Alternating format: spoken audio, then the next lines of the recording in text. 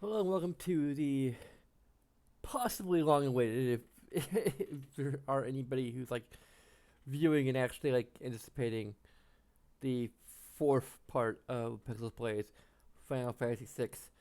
I guess if anyone's been watching the archives and like, okay, is this guy gonna continue or not?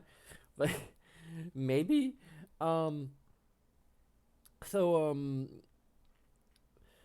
I don't know. Like, there's. I always kind of like want to try to explain when I don't stream for a very long time. In this case, I think part of it was just kind of wanting a proper like extended break. I think I did like I think wait maybe a few days to train Portia and Final 6. Maybe it wasn't long enough. I don't know.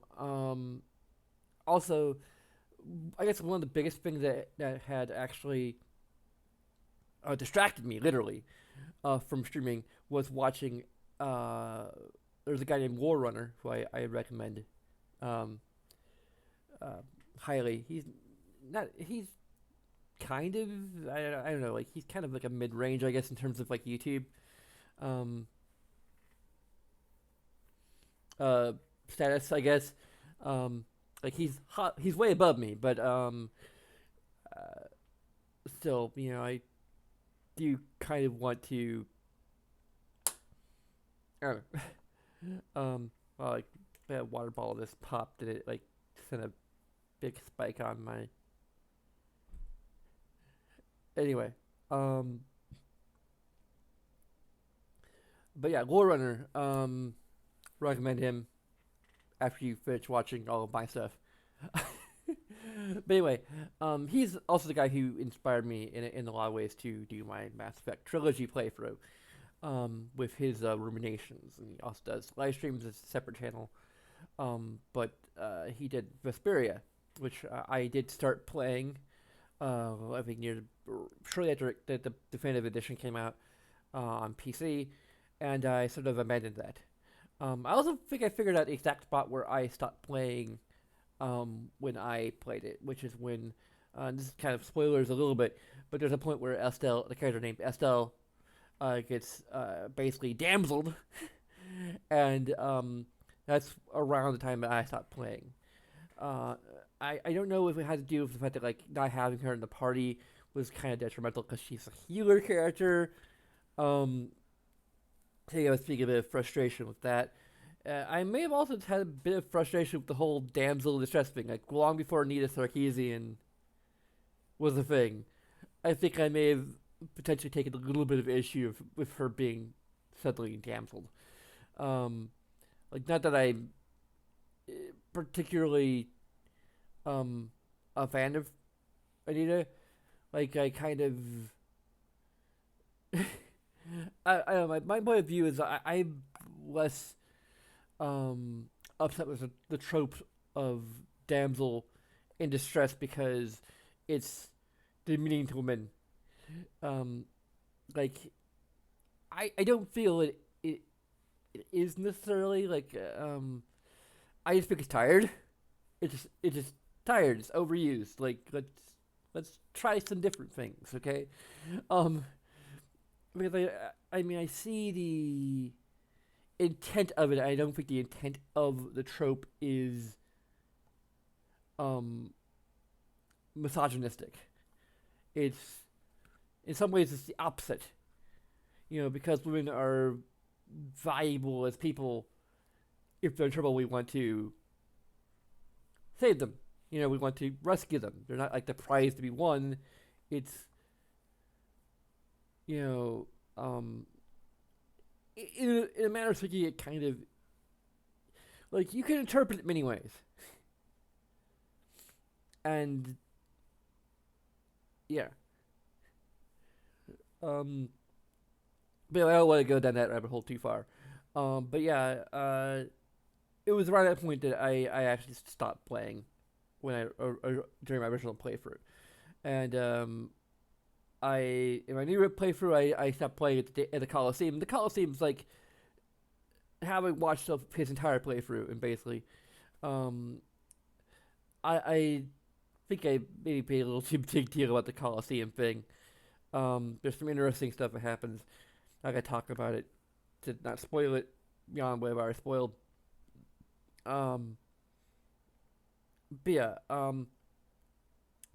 another reason why I may not play the game myself or continue to play the game myself, besides just having seen the ending and gone through all of it without to do the effort, um, is because there's the final boss. The final boss has a bullshit attack, super attack, which I think he used like 3 or 4 times, maybe even 5. Like there doesn't seem to be much of a limit of how many times he can use it. And basically, it reduces the entire party to 1 hit point. No matter how many hit points you have, it will reduce you to 1 hit point. And let's also keep in mind that you have a limit of 5 of each type of healing, or not 5, 15 of each type of healing item. Like he managed to make it through, and he was on the easy difficulty as well. The other bullshit thing is that in order to get grade that you can spend on New Game Plus features, you had to be playing it on normal. Like there may be ways to get grade outside of I don't know. Play on normal, I don't know. But yeah, that's kind of bullshit. To like withhold like the entire point of New Game Plus. Um,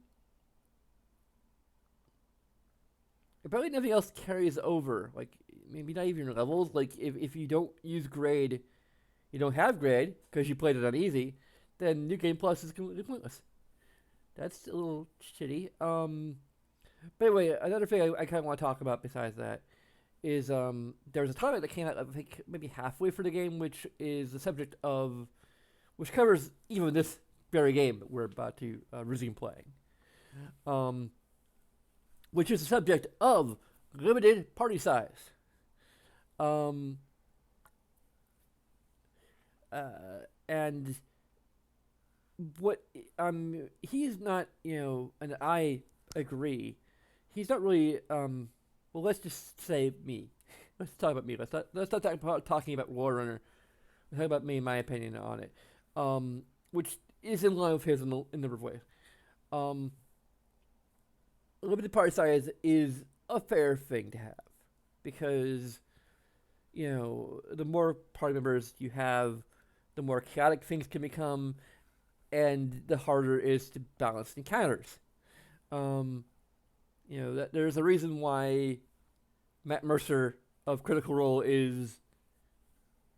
There are many reasons that he's an incredible GM or GM/DM. It's DM since he's running D&D. But the fact that he can create encounters and manage a game with like 7 players or even 8, 6 to 8, like 8 players, depending on whether Ashley's there and depending on on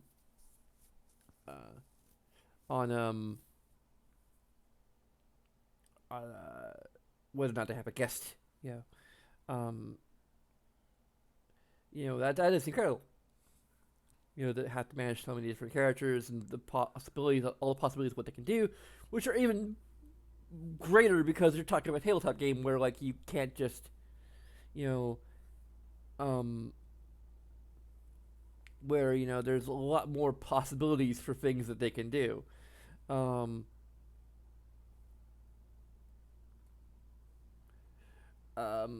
anyway,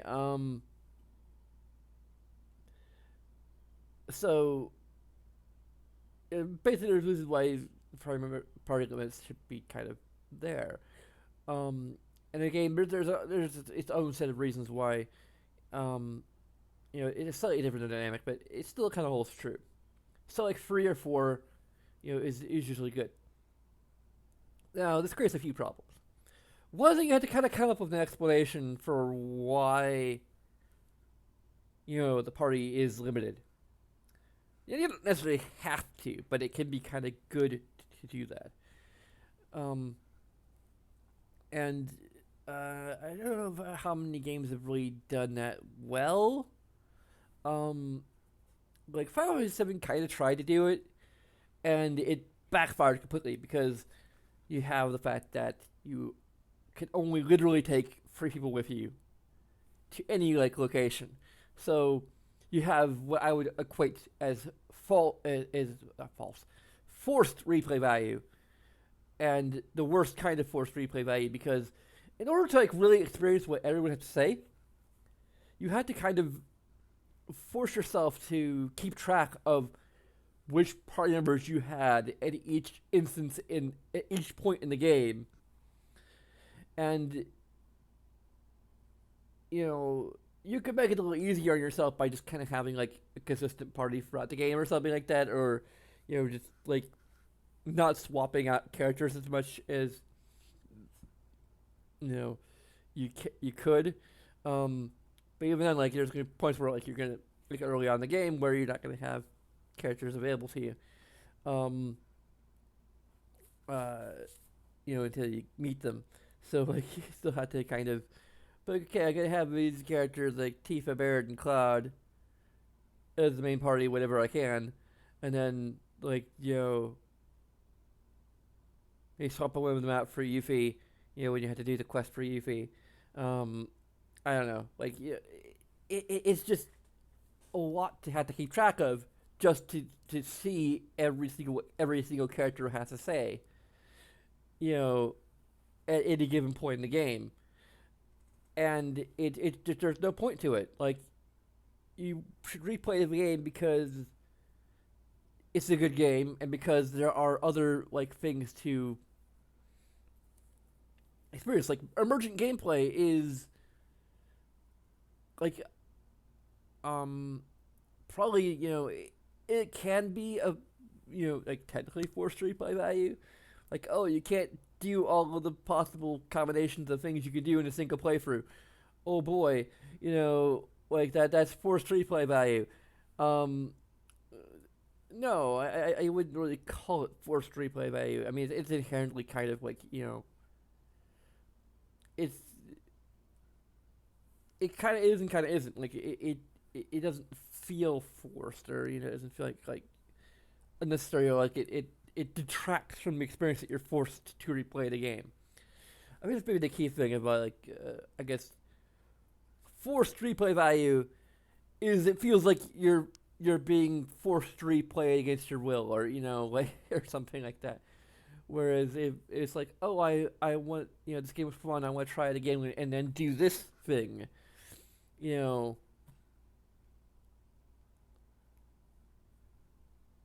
that I want to do, whether like, oh, I had to like put other people in my party that I otherwise would because I want to see the other people's dialogue, but like I know, you know, it's not because I want them in my party or because I like their particular set of skills or whatever. It's because I need to see I want to see what they have to say when they're in the party at this particular point in the game. Like, I don't know. And the same thing applies to like Mass Effect. I mean, it makes a little more sense. Because it may be just standard procedure that like squads can only be er, so big. I guess I don't know. But yeah, and of course, like Lore Runner mentioned that like you know, they could use comms. Like you have a perfect situation to just have other characters chip into the and get their 2 cents to a conversation. Um, but anyway, that's one thing. That's one problem that can come up, especially when you're trying to explain why there's a party invitation. And sometimes the party invitation is kind of bullshit. Like, oh, like we'll attract too much attention if we travel in a large group. Like, yeah, if we travel in a large group, like we'll be able to better handle the attention we do draw. you know, and again, by even just explaining it, you create this situation where, like, oh, like literally everyone else isn't with us, so now they can't contribute their dialogue. In addition to that, it's a double-edged sword because the developers had to come up with alternate dialogue for every single character rather than just naturally having each character say what they would say in the given situation. You had to like, and like characters who you think maybe wouldn't have much to say, like you could just had them be silent and kind of just standing there, taking it in, and that's fine. But like if you only had two party members to work with, and it could be any combination of characters, then suddenly you have to like give Yuffie something to say. Like, what would she say? What would be her spin on like maybe a generic bit of dialogue that they we want to give? Um, I don't know. Um, by the way, I have the point I'm getting to is that I have a bit of an idea for how to solve this and actually add an interesting gameplay feature on top of it, which I'm kind of surprised no game has really like done this exactly. I think that Tales of kind of does it because I think there's a degree to which every part member gets some degree of experience even if they aren't in the group. Um, but the idea is that basically the characters that you're controlling are effectively your front line. And while you're fighting the enemies you're fighting in a dungeon on the overworld, what have you, they're off. The rest of the party is off fighting their own battles. It also solves like another problem which I haven't really brought up, which is the fact that like inactive characters who aren't part of your active party, typically, or at least in some of the older JRPGs and even some modern ones, don't level up. So you're forced to swap the characters back in periodically, to your group to make sure that they're up to snuff with everyone else because you may want to use them, in the future, or you may be forced to use them in the future because some sort of like quest or side quest requires them to be in your party, or something happens and some people fall out of your party and you need someone to replace them with. And they're under leveled, so you don't want to run into that situation. So,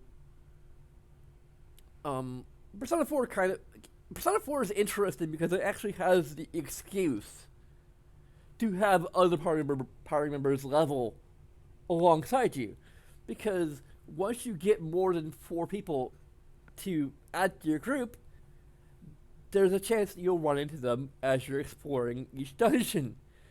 And they always seem to be kind of ahead of you a little bit. Like, they're on the same level, but they're, like, further in, technically. So it's like, are they just avoiding battles the entire time? Like, the fact that, like, if you die as the leader, the party just, the game is over. Seems to suggest that, like, everyone's completely grossly incompetent without you. You in the lead, and maybe they realize this when they're off on their own exploring, and just go out of their way to to avoid encounters. That's the only way to explain it. Of course, the game has like a built-in incentive, or means and incentive to take other party members, like to re-explore the dungeons and get them their level up. So that's fine, but it is extra work. It's still extra work that you have to do. But I hope I'm not talking a little too fast. I don't know. Hopefully you're keeping up with me. And I'm digressing a lot as I tend to do. But yeah, like they have a perfect excuse for everyone else to level up while you're leveling up. It almost seems like there's a miscommunication going on, or like like they had this idea, like, oh, like maybe we could use that as a way to have them level up. Oh no, this other team over here figured out like that we'll just have to like grind through. We'll have a little bit of it'll have an optional boss they can go to if they re-explore the dungeon and use that to level up. So like we like the feature of them like appearing periodically throughout the dungeon, and also since they all regroup at the end of the dungeon anyway. That explains how they managed to do so. But anyway, my idea, again, getting back to it, is that basically there's sort of the back line or whatever, the team B, they're kind of traveling with you, but they're kind of a little bit behind, maybe. So whenever we had a party, like, in the middle of a dungeon, or there's like a mid-dungeon cutscene or something, they'll be there. So the idea is, like, while you're battling these characters off-screen, they're battling, like, their own monsters, and leveling up and all that. Now, of course, you may be asking, well, if they're doing that, then shouldn't their health be affected? Well, shouldn't there be some consequences of that? Well, My general idea would be that they have like their own kind of budget. That's kind of now you could gamify this. You could make this into like a little mini simulation element, and I would be opposed to that if it's done well. But it might be tricky to do it well, and if you screw it up, then you've wasted a bunch of development time to create a feature that like nobody likes or that only a certain or people like, and a lot of people and certain people find annoying and busy work, and you know. So you have to, there's a fine line you have to balance um, to make that work. But other than that, you could say like, well, they have kind of their own budget, sort of like, great, like the group who is in the back line is going to like potentially like shuffle up. So you know, but you might have like just a reserve budget, a hypothetical reserve budget that goes to everyone who is not in the main party, and they have their own like items that they buy. And it just so happens that, if we don't do an elaborate simulation thing, that they always either heal up to full or heal up to like wherever they were, when you swap them out. Actually, having them heal up to full makes more sense, but um, they're not always going to be at full health, and if you don't have a simulation aspect, then it would be kind of silly if like all you need to do to fully heal your character is swap them out of your party briefly, and then maybe wait a couple encounters, and like suddenly, because we're doing this whole this like a lazy version of a simulation thing, oh, they got healed to full because they had healing items, and like the team B is just like really, really on top of their stuff when it comes to healing items and restoratives, to replenish your MP and HP. So they're up to full, and will remain so until you swap them back into your party and they take damage. Um, that could easily be exploited. So I would say that like it just so happens, and like it wouldn't necessarily be addressed in game. I mean, it could be funny if there's like a one-off, like I don't know, if we're doing actual Tales of game, there could be like a one-off skit where they just kind of tap on the fourth wall a little bit, and like it's incredible like that we always like heal ourselves up to where we were when I don't know. But anyway, you can kind of hand wave it that way. Now, of course, you may have already started to think about this, but what happens when you reach a boss battle? Because when you think of it, well, the idea that they're just sort of, a little bit behind, or, they're kind of in the back line, they're kind of off screen, fighting their own battles while we fight our battles.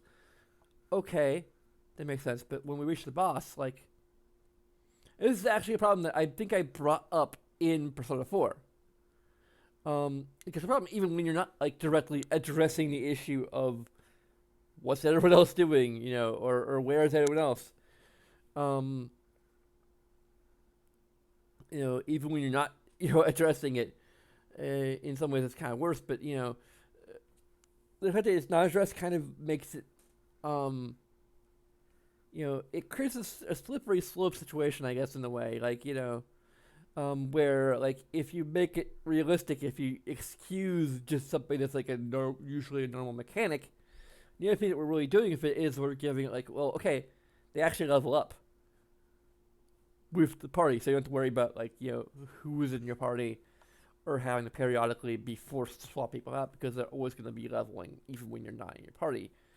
Like that's the only real thing we're doing. And in other games that don't even address the limited party situation, will have this thing where like they level up. Maybe they level up half as fast as you, or they level up the same rate. Whatever. Um, you know, some more modern JRPGs do that, and that might even be the excuse they have in their head, but they never really bring it up in game. Um, so what do you do about boss battles? Well, you could potentially. I mean, one idea I had, which should be very difficult to explain in the context of the game, would be that they are actually fighting the boss. We just don't see it. Like they are literally also off screen, and Um, and the encounters like balanced in the way it's meant for just the four party members. We're not gonna have like this AI controlled characters off screen, but basically like whatever damage they would have done is whatever hypothetical damage they might have done to the boss is already kind of done because obviously the boss is balanced for 3 to 4 party members. So it's like it's kind of almost a consideration of what these other hypothetical party members would that's really for all rights narratively should be there and fighting it. Like what they would have contributed basically is whittling its abilities down to the point where like we can beat him as the smaller group. I don't know. It's very meta. It's very meta.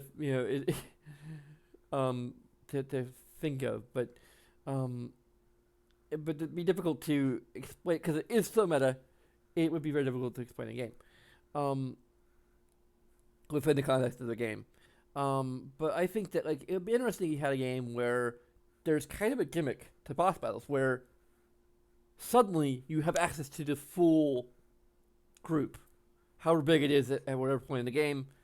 You can have up to like 7 to 8 characters fighting the boss at once. Like the final boss, particularly, just imagine like Persona 4, you're fighting a literal god, and that's like if you know anything about Shin Megami Tensei, it is not. You always like from what I've heard, like not even just Persona, but the Shin Megami Tensei series. I mean, that's where the Megami in Shin Megami Tensei comes from. Of course, you fight a god.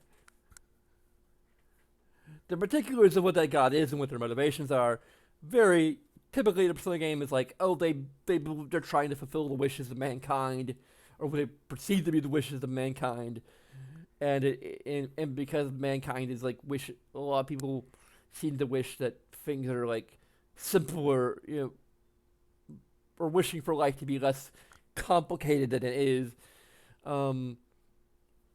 Like that's generally the at least Persona games. Like mankind secretly wishes that life were less complicated than it is, so these godlike beings are these gods or godlike beings are basically using their abilities, their powers to make the world less complex by making people less complex and making them into mindless, making them effectively mindless, which, and less autonomous, and all that. And yeah.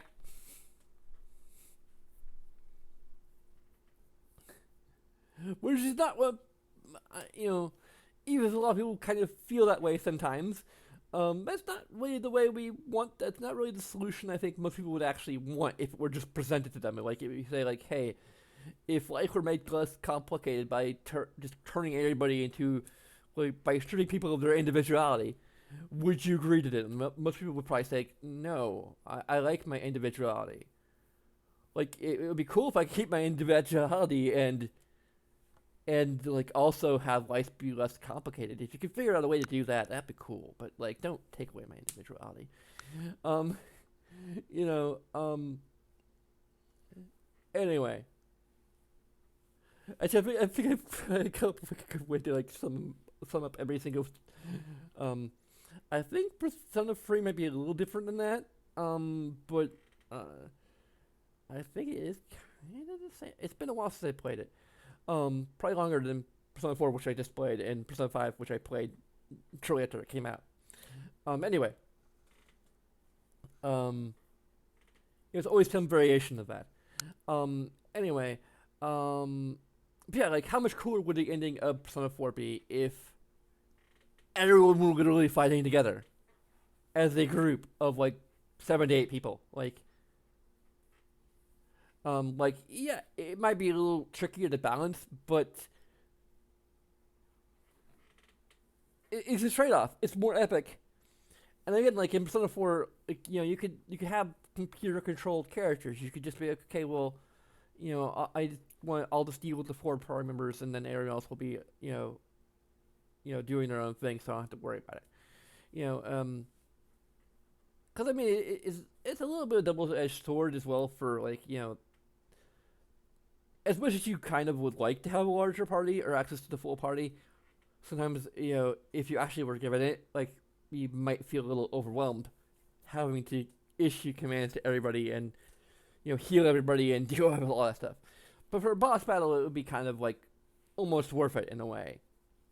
And because it's a one-time thing, or per dungeon or per like boss basically, and if you're doing a game that's like fairly linear, like most JRPGs are, you kind of would know what the capabilities of the group are and or should be roughly at that point, like the suggested level, more or less that you think the party should be at this point, and of course which party members are available. Unless you have some secret characters in there, then like which I think is rarely been done since like Final Fantasy VII, I think. But you could do away with the idea of having secret characters just for the sake of making sure that like okay, exactly how many people you're gonna be dealing with. Even so, you could do like a little bit of scaling. If there are secret characters. I don't know. Like I think the cool factor of it, and they can also like make the mechanics a little bit different, maybe a little closer to a tactical RPG, maybe, or integrate some like tactical RPG elements, maybe, to boss battles. Um, I've always kind of wanted I don't know. But anyway, that's my idea. It takes me about half an hour to go through and take that idea. Another thing, just kind of real life stuff here. I've actually started coming down with, with hopefully just like some sort of sinus issues. I'm feeling kind of just icky altogether. I have a bit of a sore throat, which may just be my sinuses draining from my throat, hopefully. I think the last time I felt it this way, it turned out to be an ear infection. So hopefully not developing that again. And the weird thing is, like, I think the last time it's been a long time since I had an ear infection. And I think it was like around the time I started streaming that I got like an ear infection for the first time in years. And I think it may have had to do with the fact that I've been started to wear headphones to stream. So, that creates like a humid environment that, can cause these kind of things to happen. But now I have been streaming for like a week or so, and now suddenly I might be developing another ear infection. Weird. Like that I'm away from that. I don't know. So I don't know, maybe it throws a wrench into that whole theory of like why I suddenly got an ear infection after years of not having to deal with ear infections. Um, it may just be a um, probably hopefully it's just sinuses. It's definitely not allergies because I've been taking allergy medicine. So, um, it's probably not allergies, and also because I've been feeling a little dizzy. Unfortunately, I'm just gonna be sitting here, so hopefully.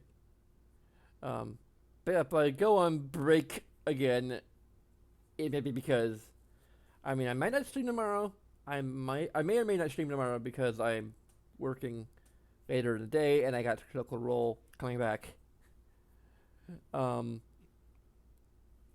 anyway, I'm running out of excuses to do a break.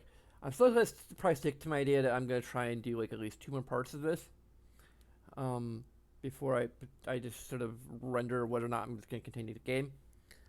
I mean, for another factor is, as much as I'm actually kind of starting to enjoy, I've been starting to enjoy, as much as I have been starting to enjoy the game, I have not been getting a lot of views, at least while it's live, and I really like having views. I really having some engagement with the chat, even though I need to get better at like actually like just responding to the chat and like saying like hi, such and such, or hello, hey there, such and such, like actually like saying names of the people because I've seen like I think War Runner. I think most people who stream seem to like say hello by name.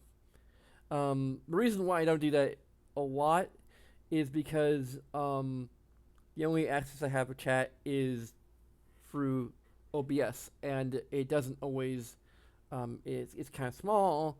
I don't usually have it in full screen mode. Sometimes I do, sometimes I don't. Usually I don't.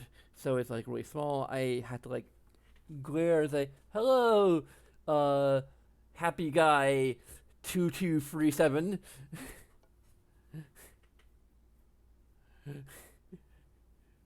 Or whatever.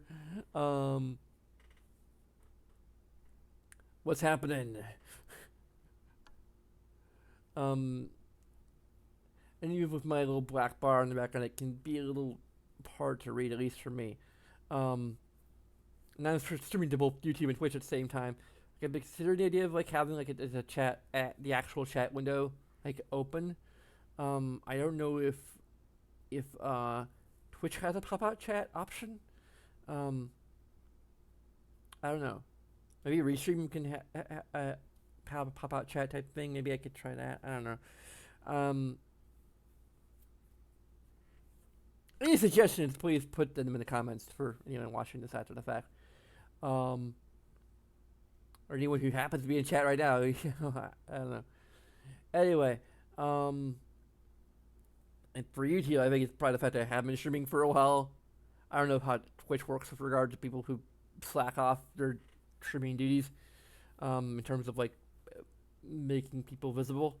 But I'm aware that like YouTube seems to like to punish people for not producing content regularly, which really for people who like this is not necessarily like even I'm playing video games, but it isn't exactly easy work. Like it's still work, I guess, and every now and then I need kind of to give myself a break. So yeah, YouTube doesn't seem to understand that. Like there is such a thing as there's the whole concept of YouTuber burnout, and this is probably part of the reason. It encourages you to work your butt off, and I don't know. I mean, I'm sure Google's trying to do something about that, but anyway. I also have like an upset stomach, which may also have to do with my sinuses draining, because they go from my throat into my stomach. So, the problem with having your head at the top of your body is that whenever something goes wrong with chemically in your head, it drains all the way through your system. It's disgusting.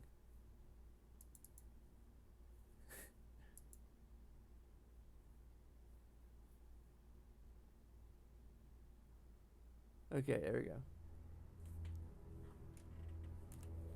I need to.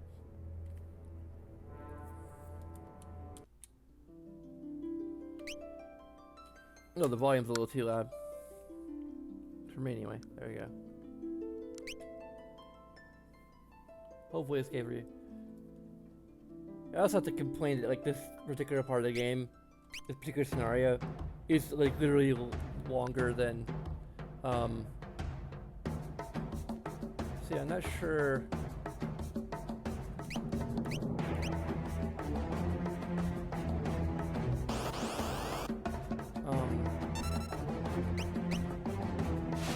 I think we're supposed to run so that kid shows up again. Okay,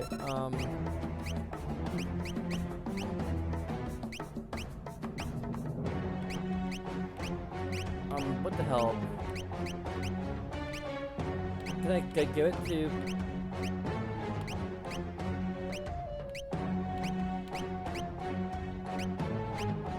Do we have like a throw option?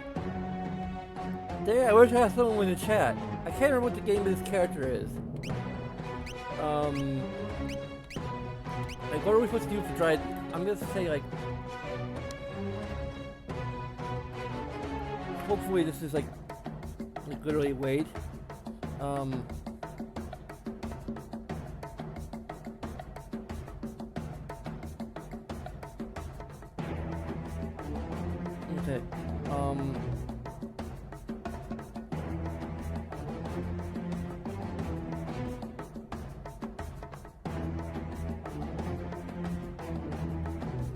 apologies to anyone watching this after the fact.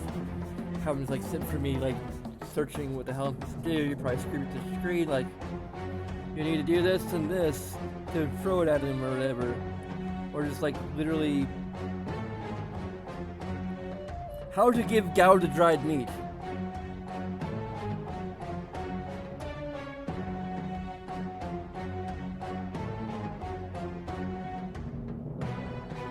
It was literally like just a description of a dried meat. Oh yeah, here's a discussion on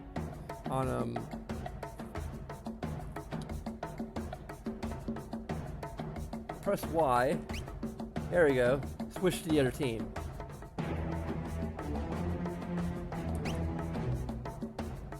Well, I'm hungry.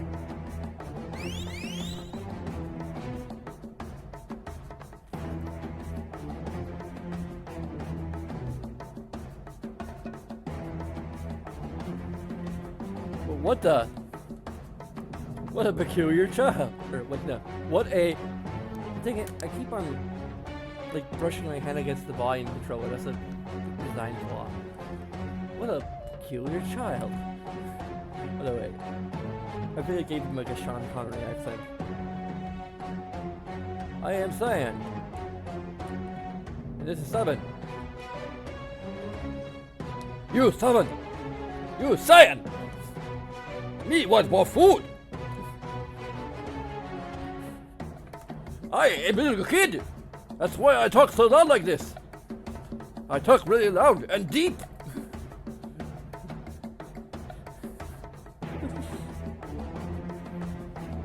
Me, Tarzan!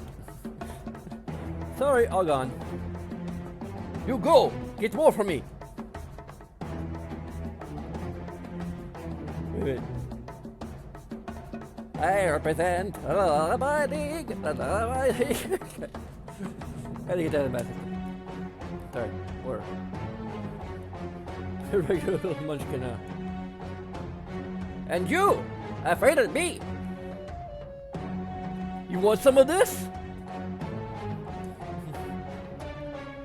Stop looking at me like that. What?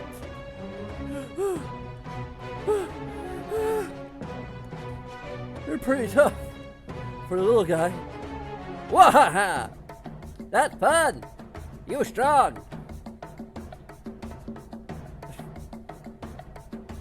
You fall for it! Fall for trick! Shut up! Oh dear. Deuce! Okay. If he's Cyan who does the... Like, without the character portrait, I can't keep track of who is who. Oh dear, to simmer down, sirs. Oh, and thou, O wild one, who might thou be? Thou? Thou? Thou? Thou? Thou? Thou? Thou? Thou? Thou? You angry? You angry? Cyan? You angry me? Cyan! You angry me? Cyan! You angry me? Listen, his family was just...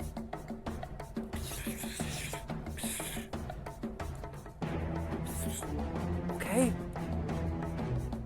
We understand. We sorry. Got no mean person. What on the... what? Sorry, my throat, like... it's not like... like it feels like the beginnings of a sore throat. So, like, that might be another reason why I might be streaming a few days from now. But, like, it's kind of like the roof of my mouth feels, like, crusty or whatever. Like, I don't know, if you've ever had, like, the beginning of a sore throat or, like, even, like, allergies... You probably would know what I'm talking about. Like allergies, before you, like, when allergy season starts and you don't start taking medication for it, like, that can be, like, that's, like, the first sign that, like, you need to start taking your allergy medicine after winter. okay, my throat's feeling wonky. That's kind of how I'm feeling right now, and it's making it a little hard to keep some of these voices, so please forgive me. Water under bridge. Water under the bridge. Let us not dwell on his fate. Sir Gao, I have a feeling we will get along quite well. Will thou join us? Oh! Gao gave you present. Gao gave Cyan a nice present. Thanks for food. Oh, okay. This is not like... Gao gave Cyan a nice present. Thanks for food. Right. What matter of rubbish do you suppose that feels more like cyan wine? But I think you're supposed to take it. Gao's treasure! Shiny, shiny! Shiny, shiny, shiny! Can anything be that shiny? Mr. Zhao likes shiny things. Mr. Zhao likes shiny thing? Mr. Zhao's that one over there. A shiny thing. Shiny ding! Eh? Oscar's gonna be jealous when he hears about this. Hula! He bad man? Maybe he tries to steal Gao's treasure. Yuki. Listen when someone's talking to you. I believe he's trying to tell us something. Fine, what was it? What? Here! Anything here! Cheating! No, I'm streaming, Yuki. I'm not going crazy and talking to myself again.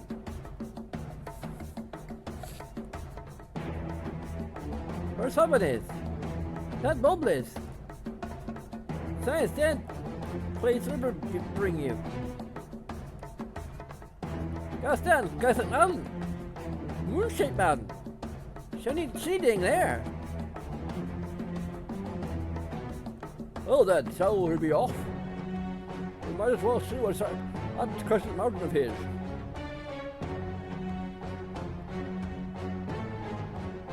Well, audience, this has been a incredible turn of events. What do you think? Why do you have to invite someone like him along? Who are you talking to? Mr. Zhao, hurry up! They leave you behind. I told you before, my name is not Mr. Zhao. Okay.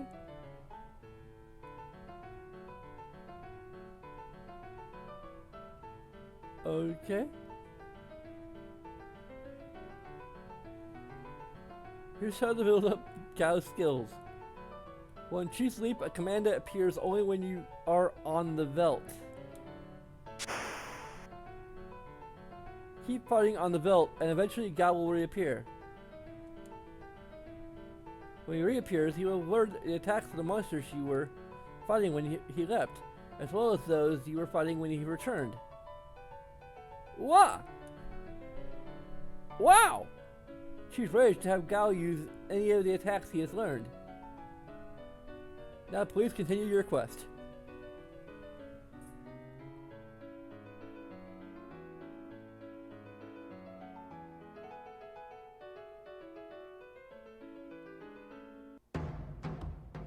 I'm pretty sure this is a reference to like Japanese mythology, much the way that like Chapin or whoever the guy in Animal Crossing is.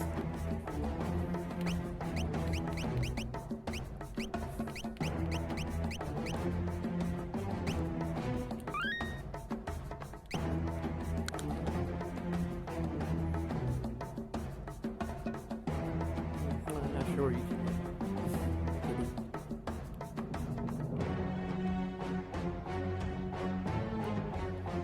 I'm not sure. Do we have items we can give him?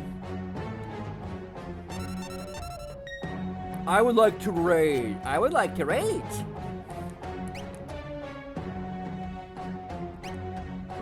Rage. What? How does that work?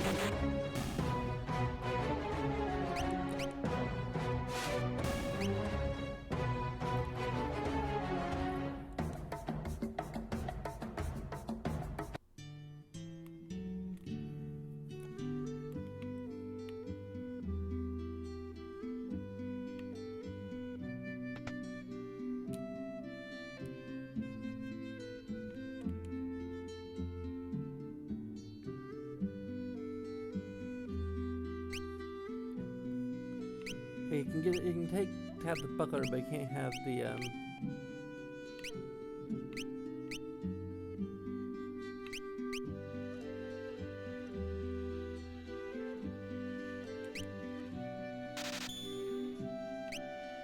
Oh, you can also have the iron helm. So I just wasted money on an item that's.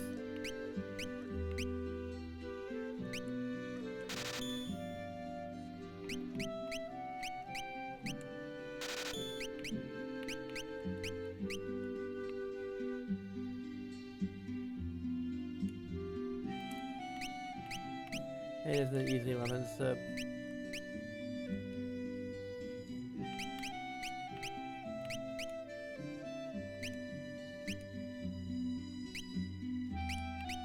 I'll just give him a buckler and his.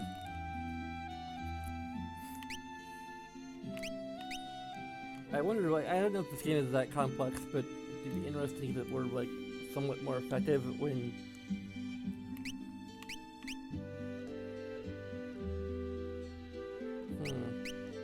Although, I don't know, would that be like, because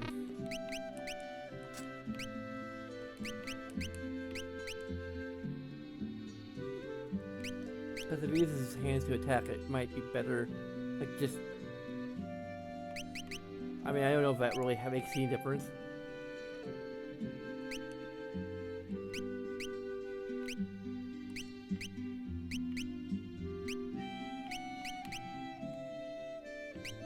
I can't tell if this is better or worse. I think maybe worse.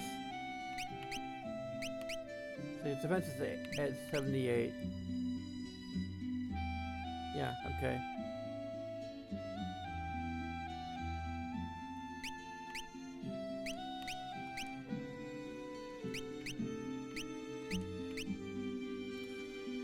Press darkness. Sure, there's a physical attack that I missed. That's probably uses physical attacks a lot.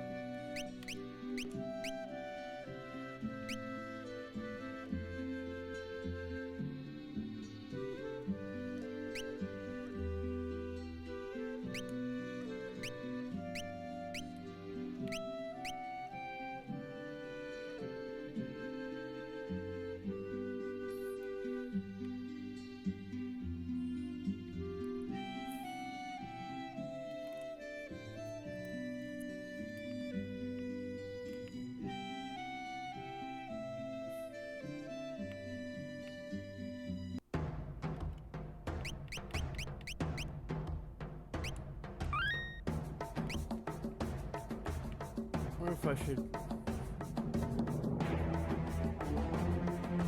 like basically like grind his leap. Okay. It takes us out of the battle.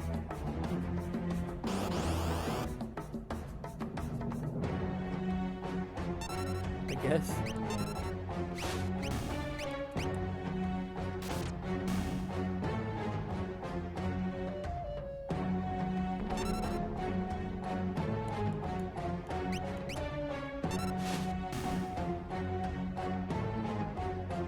Wow. What? Huh? Hey, friend! I join you again. There you go. Okay, that's weird.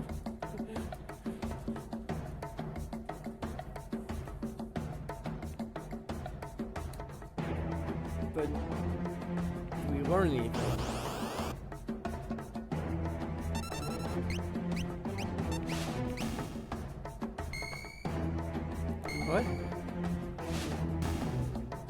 Are we raging?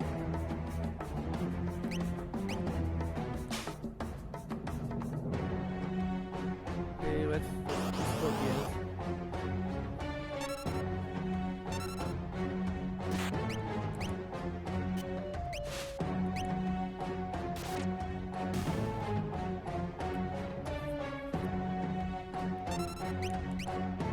Yeah, he's accidentally like left attack.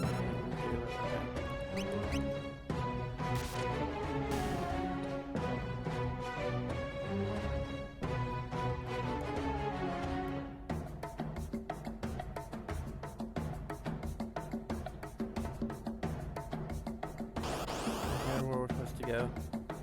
Exactly.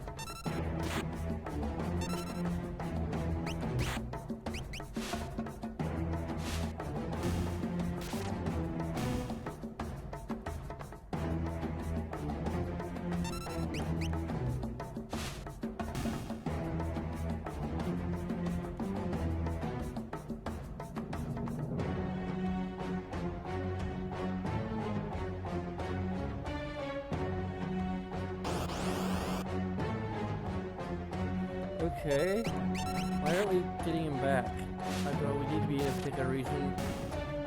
Literally a particular reason to get him back. That's weird. It's really it's only useful in a particular area and you can just like, okay.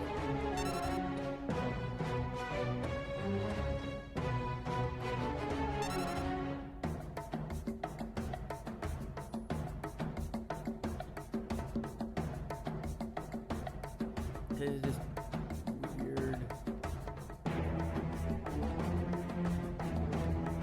Okay, let's see here. Okay, where do you go this way? I'm sure you're gonna use that again because it seems like more trouble than it's worth, and we don't get a clear indication of like what benefit it's actually having.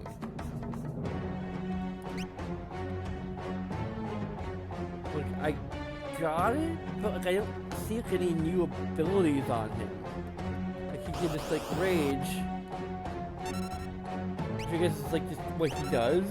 It's literally just what he does. Like he can rage and he can leap. Okay. So like when he rages, like I get a list of different like beings he can emulate, I guess. Including Magitech armor apparently. So like I guess leaping means he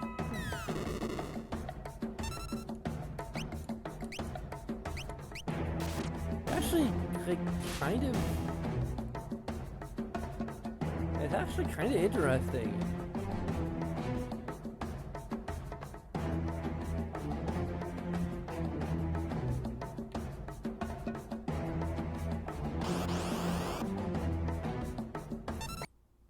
Like I'm gonna pause the game briefly here. Like that's an interesting way to like I think there are like classes I think maybe in Final Fantasy V perhaps I don't know. Like there is kind of the idea like that you can like there's like mimicry or something like that or some sort of ability like mimicry. And like it's a difficult thing to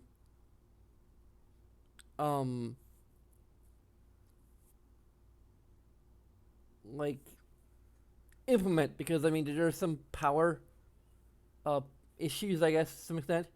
Um or there can be like certain like, you know, that's present here to some extent as well I suppose, but um it's but you have to like program like every single ability that every single creature can have, or even just outright, I guess in this case, just give you every single ability that every creature in the game has. You know, to just like freely use without limitations. I guess you know, as it were. It could cause some balance issues of sorts. Um, but here it's effectively like the idea is that it's using like the concept of rage, which in these kinds of games, Final Fantasy games, it basically means that like you just lose control of that character while they're raging. Whereas like compared to D&D, where like it's just like a buff with certain where rage is like literally just a buff. You get granted certain advantages, but there's certain like limitations in how often you can do it, and you can like once you're out of the rage, you can have some also limitations as well, like you get like exhaustion or something like that. Um,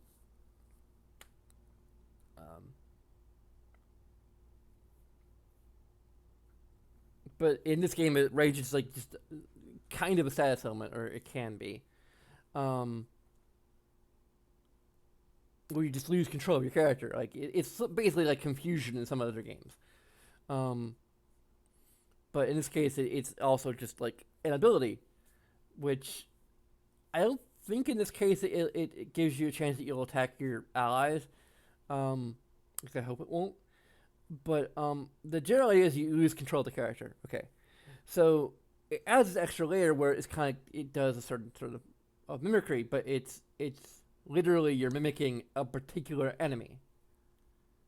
So from a design standpoint, from like the game mechanics, is that it's just effectively calling up the AI or whatever scripts for whatever enemy and applying it to Gao. Like I don't think he still has like the hit points he has and the MP he has or whatever, but he's able to use the same abilities that the enemy can, and he just operates under the same AI. What I'm assuming is the same AI, roughly, maybe with a few tweaks, as the enemies. So you don't have to worry about. You just have to worry about having a comprehensive list of every single enemy he can mimic. That's kind of cool, but I'm not completely sold on the implementation where you just leave your party for like X amount of time and then it just randomly comes back. It I don't know. Like I don't completely I just you literally like learn the skills of everyone you fight along the way, or just the people who are there when he leaves and when he comes back. And it's almost like random. So like, yeah, I'm not sure I completely like it.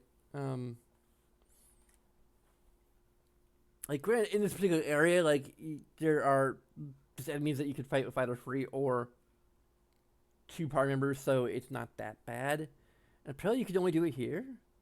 Maybe. I don't know. Can I do it one more time?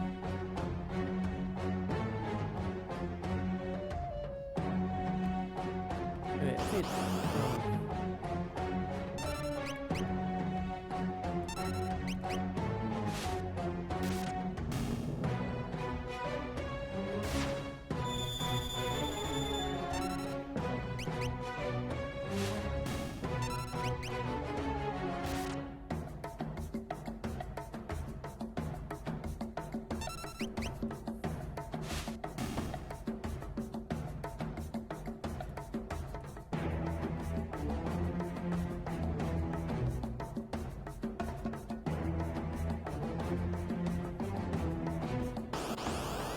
show you a certain degree of luck just the second half of it, I guess.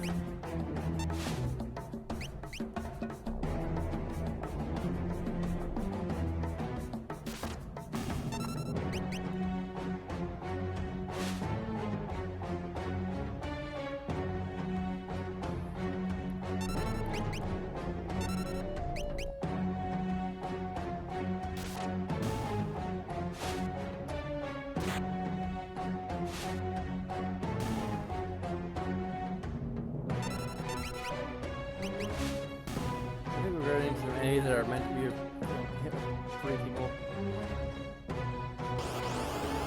I think I see our destination, although I might want to like circle back to the friggin' town to heal up. And possibly use a. Oh, damn it. Go to hell.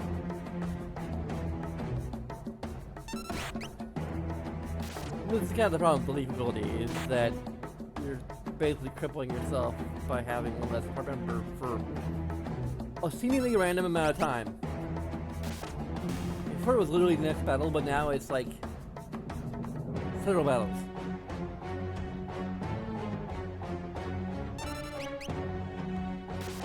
So I'm confused exactly how the believability is being implemented. Is it random? A random chance at each battle that you'll just come back? Yeah. Go to hell.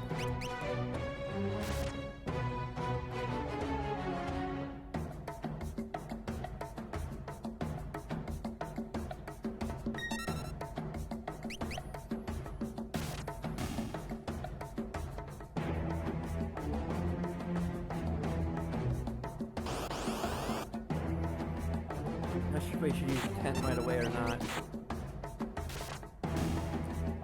Although at this rate I probably should. Or at least I should use a healing item.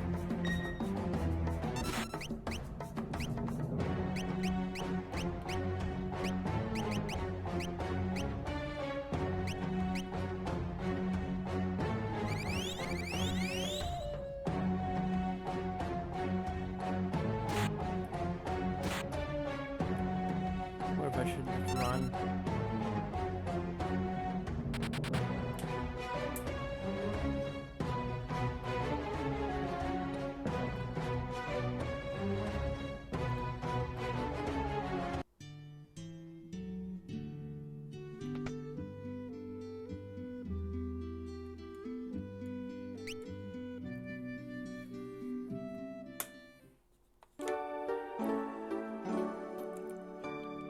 I should learn a bunch of things, like, for all intents and purposes, because it's been out there all day.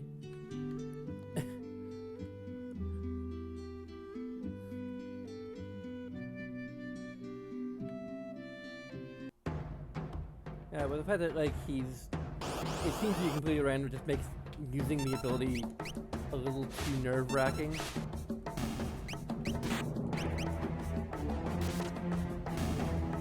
I think we do have more higher level enemies here in addition to like the lower level ones, so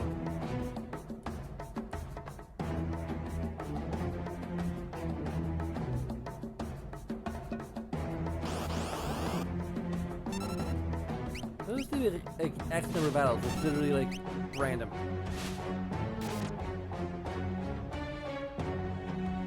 When he comes back. Or even if he comes back. There we go. Also a little weird. They like the battle keeps on going until he finishes his dialogue. Okay.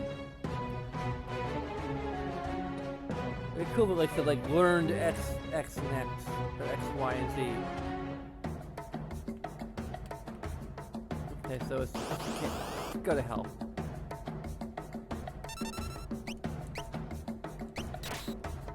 Well, I want to leave.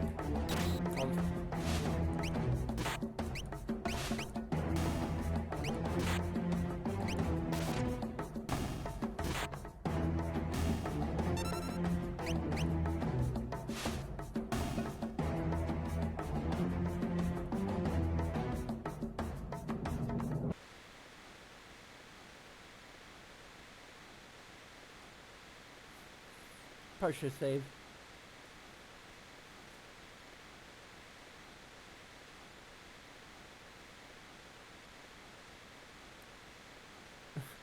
Okay.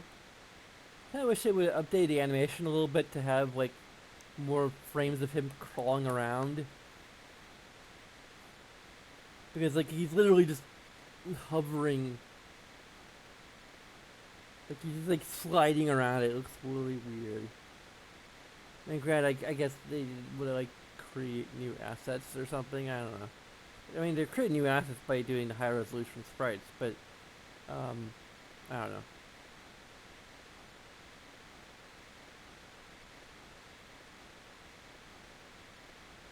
That shiny thing of Gauss is in here.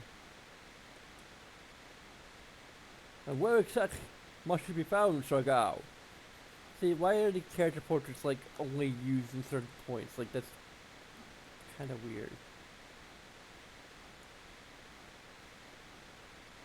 Go, forget. Shall we look around? It seems we have no choice.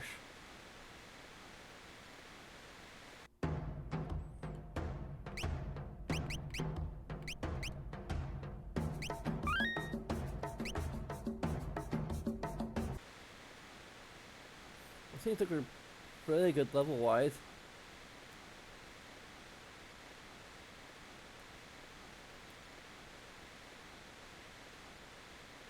Now to deal with random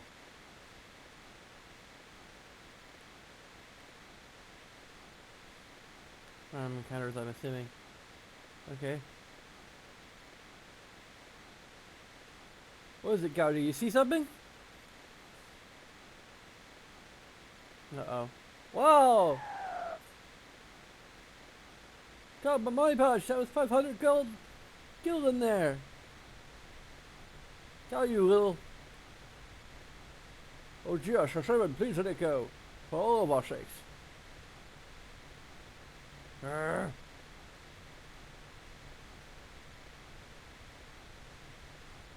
there random encounters in here? Like, I would kind of assume so, but... Okay, that bridge is not even worth crossing. We're in a cave and there are no monsters in here?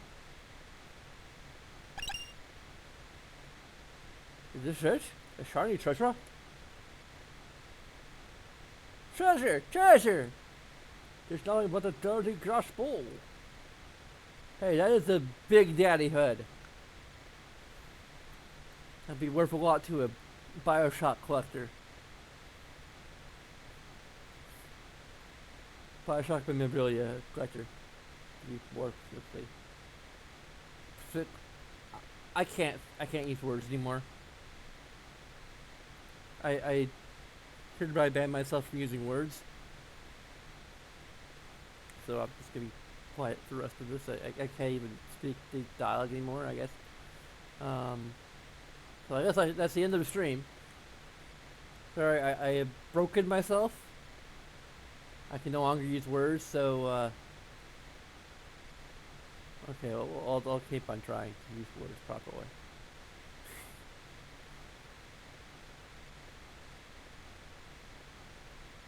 Kind of looks like it would fit over your head. I wonder if we could use this. It might let us breathe underwater. Alright, let's go.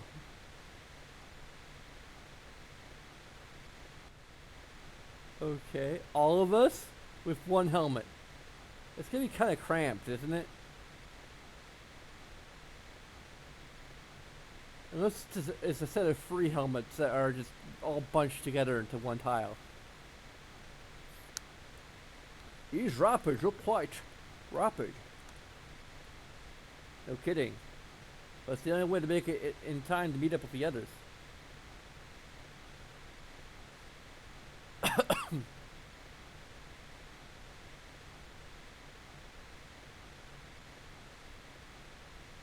Alright, let's go!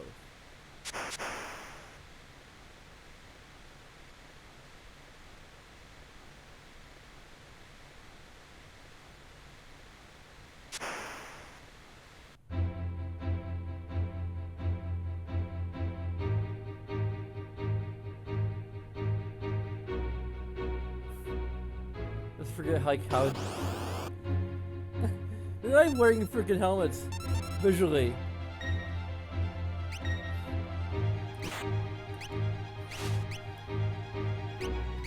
I don't know, which side rage as? Carligara, that sounds cool.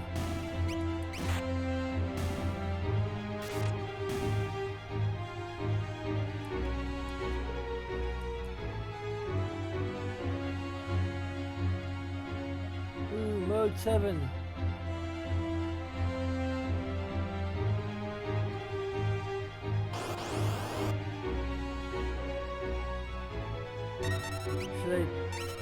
can't leap here. Okay. Let's try a hornet.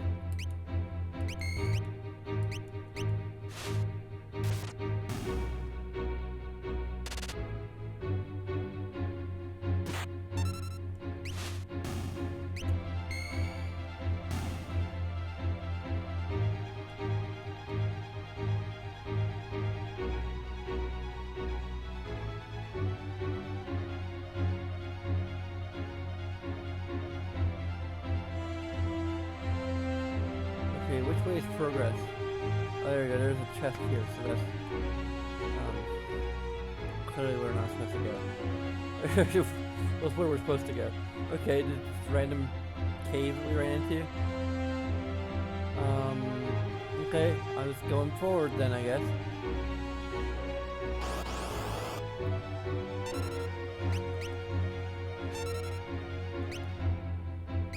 Should have where we're at.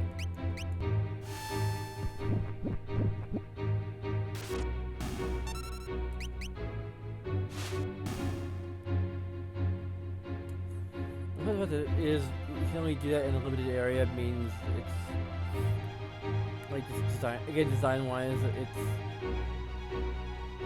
limiting. You know, like, and also like we don't have to have kind of a huge list of different options. That's also kind of, I don't know.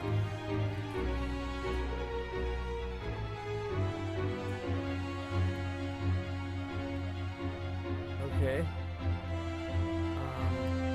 What? Oh, come on, we have to figure out how to, where the secret area is.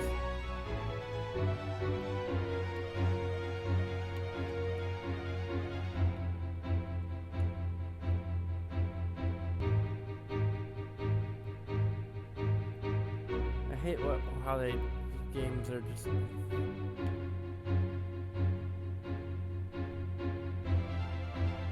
Really taking advantage of the limitations of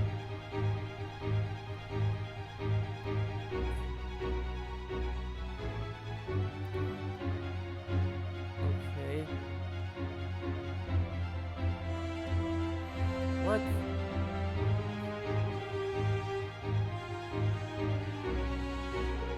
I don't know. Separate trench? Dang it, I wish. Again, I'm wishing I'm having a more active chat here. They tell me like, hey, how do I get that little section off to the side? So I have to like stop the entire stream and look it up.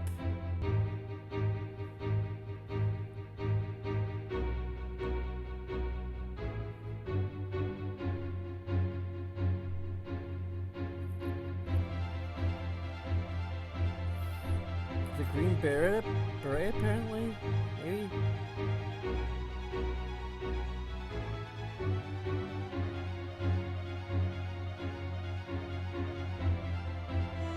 I choose the way to the right, I'll enter a cave.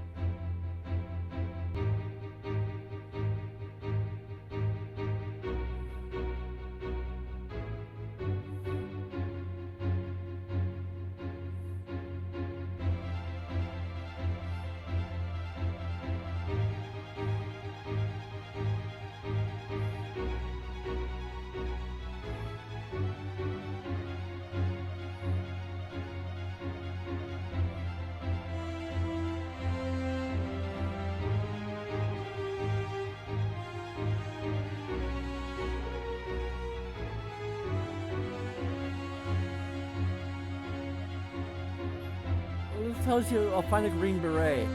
But how do I get to it?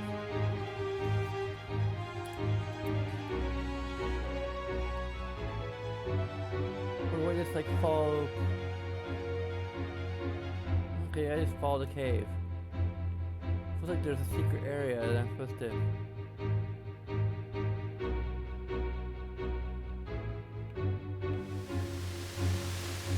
Okay.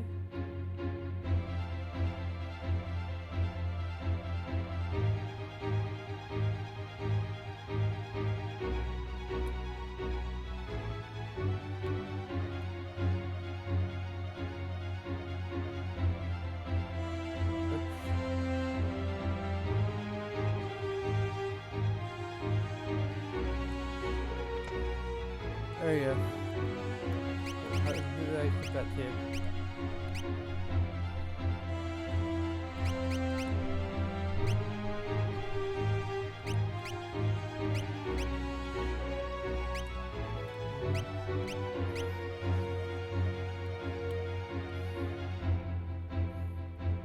Yeah, it was the area I saw off screen.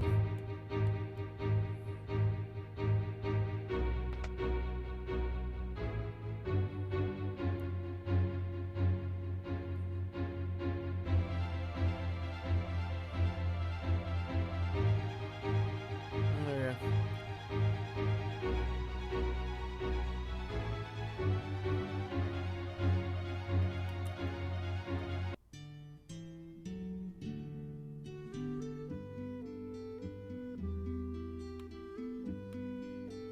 Okay.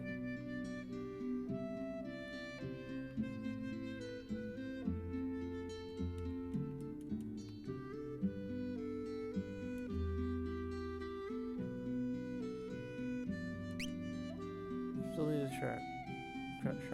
Shop? Whatever.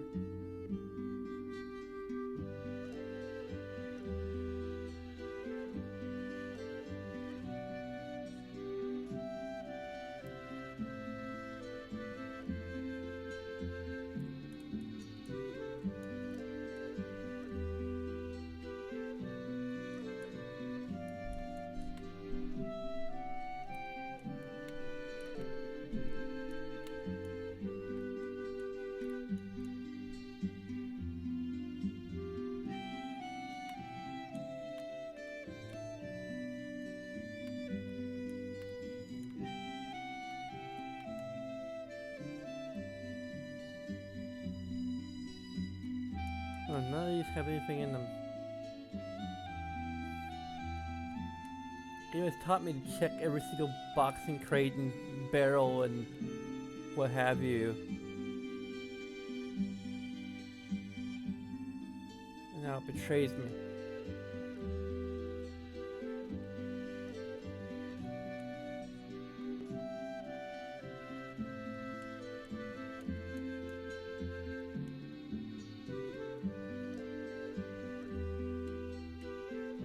Yeah, it's isolated from the rest of the world, so you can get anywhere without a ship. By the way, what does isolated mean?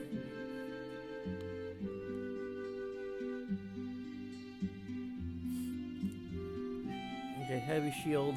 This is an upgrade for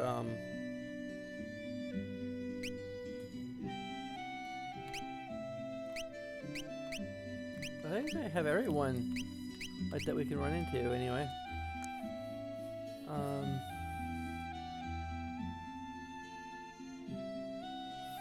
This will be useful for other people later.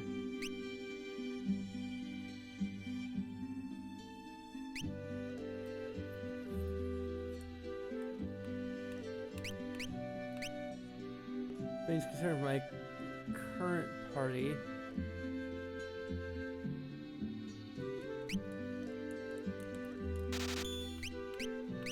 I can shop for other people when we have other people with us.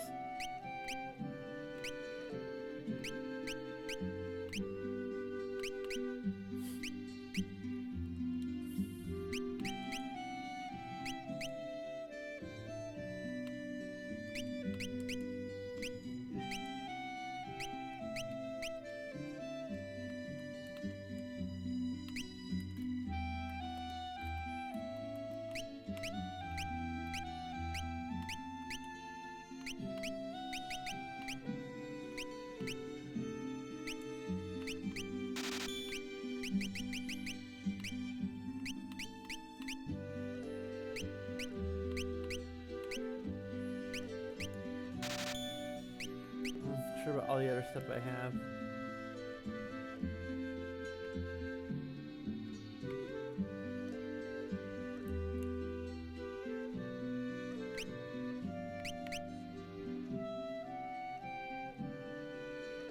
Oh, well, it'll be useful when we get him back. But we don't.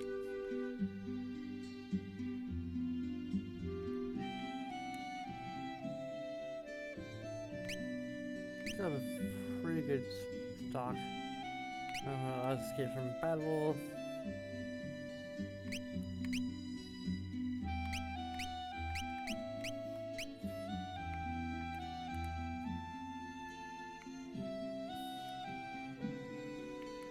It doesn't matter if we sleep at an inn or not.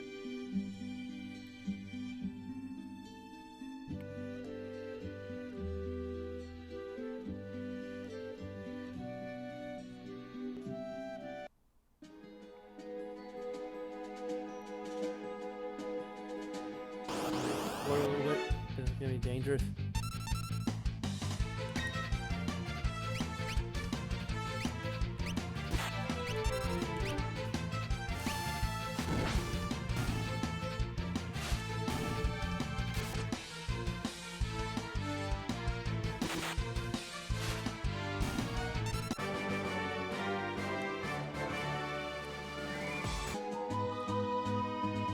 We're gonna need which technique? What if there's like a list of those?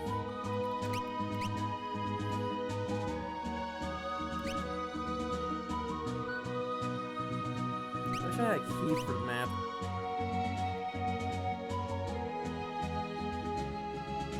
I think it's definitely isolated, like there's a bridge that leads to mountains.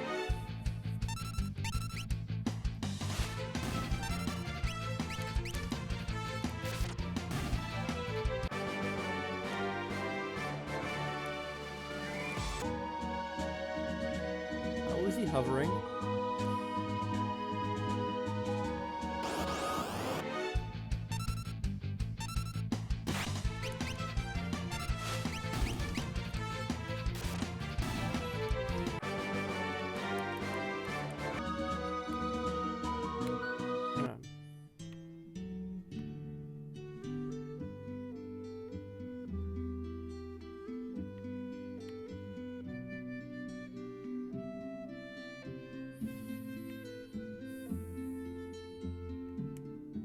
A rock side has blocked the route that used to lead north along the coast.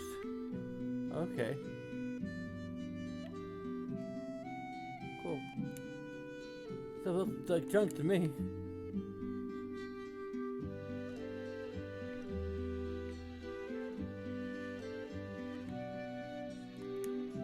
Pretty impressive that a kid like me could run business, don't you think?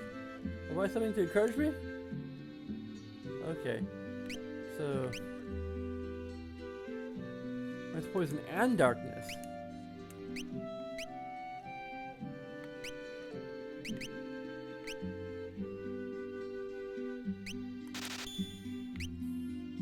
Promise imp and silence, okay. Probably even better in some ways, but okay. I shot you for imported goods.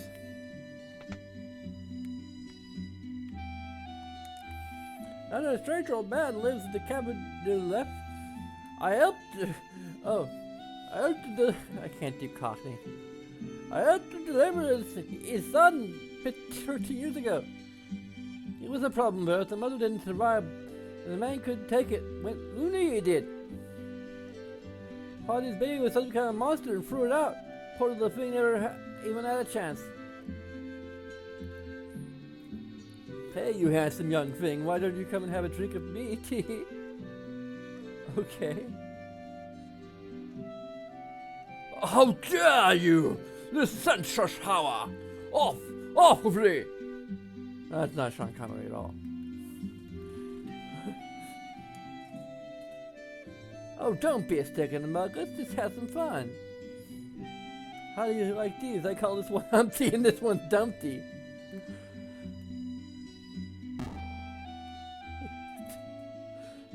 Humpty and Dumpty, what I say?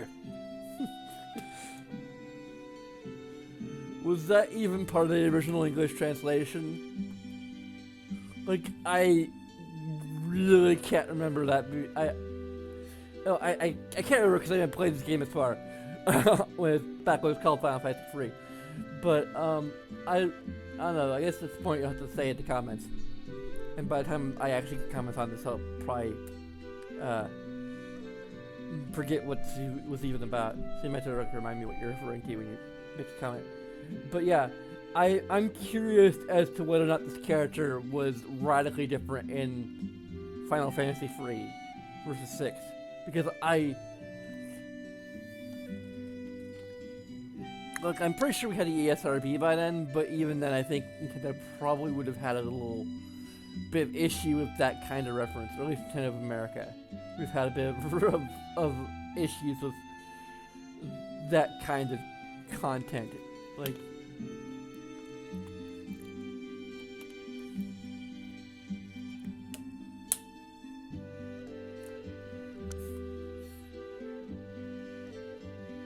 say, you're too easy. Thou art unaffected by these charms? What a benefit upon my years of aesthetic training.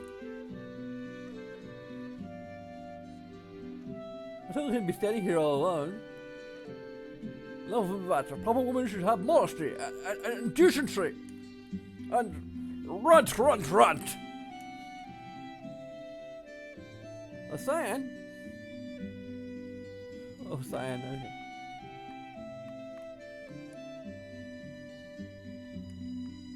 Okay, same bad.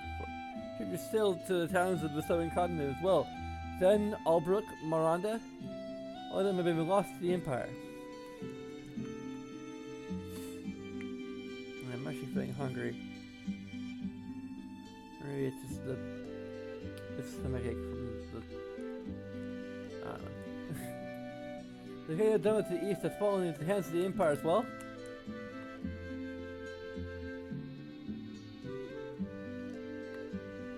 Okay, well, I don't think any of these have anything in them.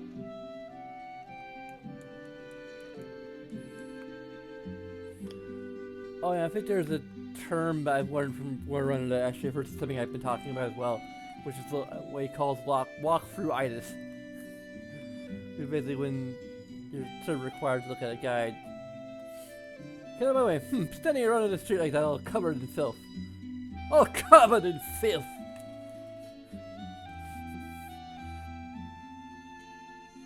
I'm kind of convinced by now that there's nothing in any of these.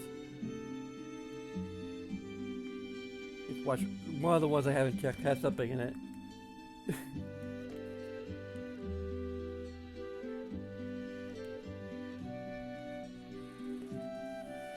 There's a chance I might call it a night once I get past this scenario.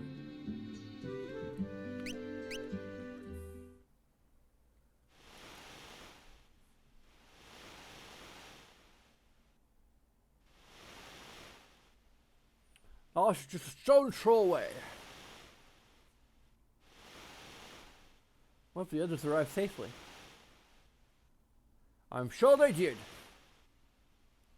Whoa! Okay. Choose scenario, Koopo.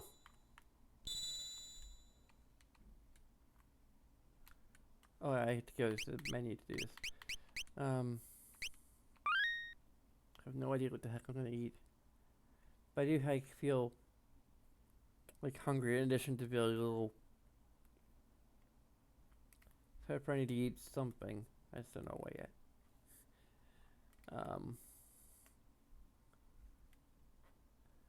I kind of like to play longer just to make up for. I think I could just grab some Pocky or something to stack on. Especially since it is late. Probably shouldn't have anything too heavy.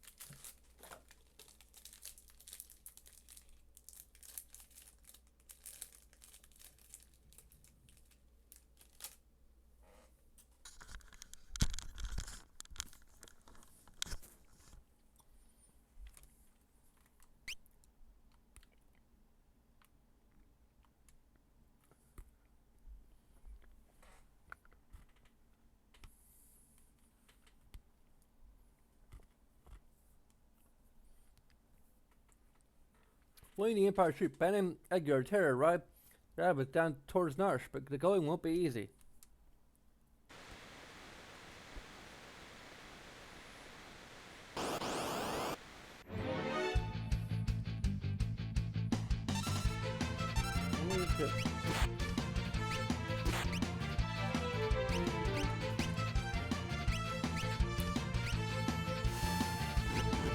Let's get past this whole thing.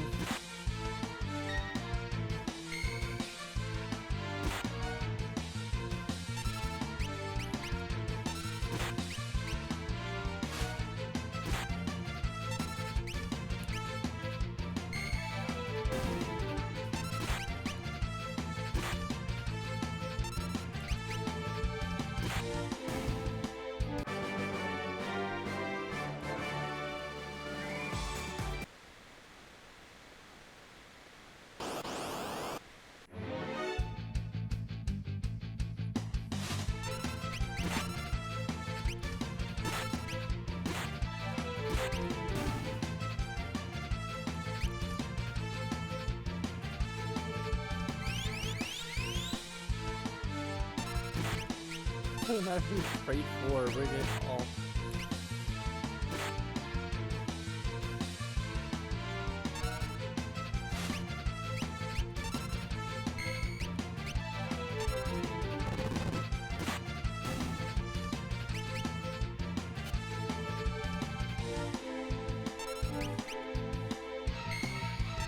And if we could change your equipment layout, we'd be nice to prevent darkness on.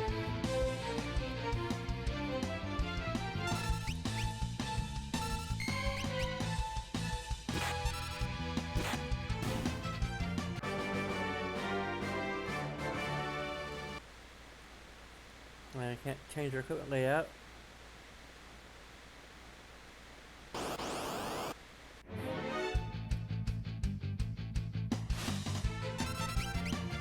Bullshit.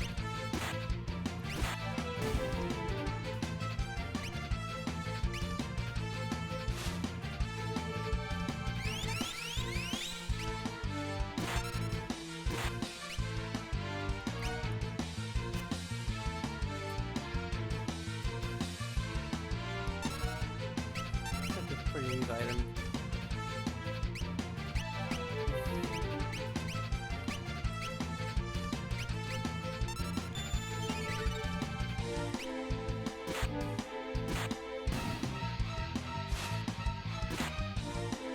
That's what they're there for, but still.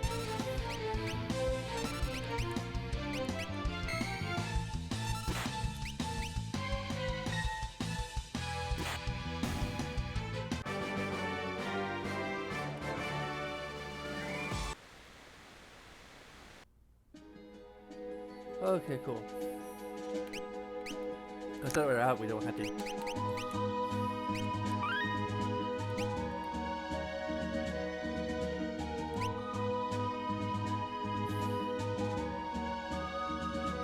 Another cave? That was supposed to go? Really? Another cave mountain area? It is actually Narsh, okay, that's no 3D representation of the frickin' location. Okay.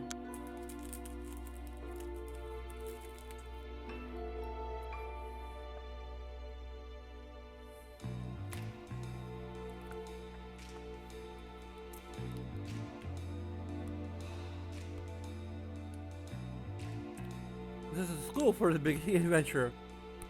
All of our recent advances in technology, outside world known school monsters we know little about. Everybody about to travel is brave enough to face its main danger.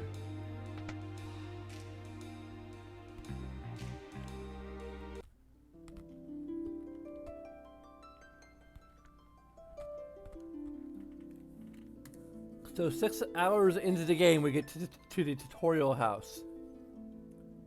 Okay.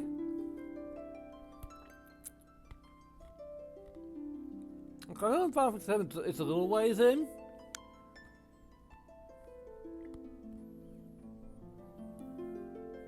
But I'm pretty sure it's like more or less like not that long after the opening dungeon. Of course, Chrono Trigger can just go to the tutorial house right away.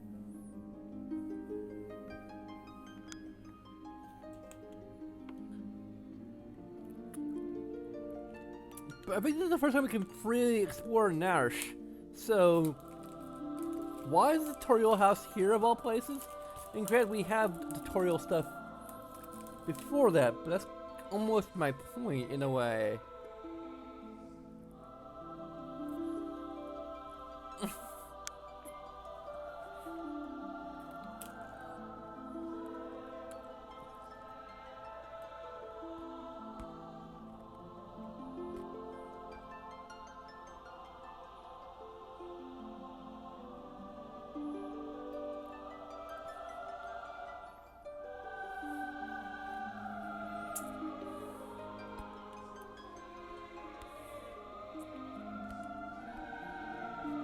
Water from the recovery streak. It was started HP and MP.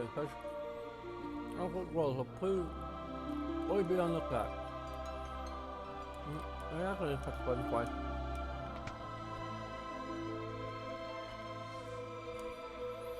At the same point, you've already figured it out because you used it before.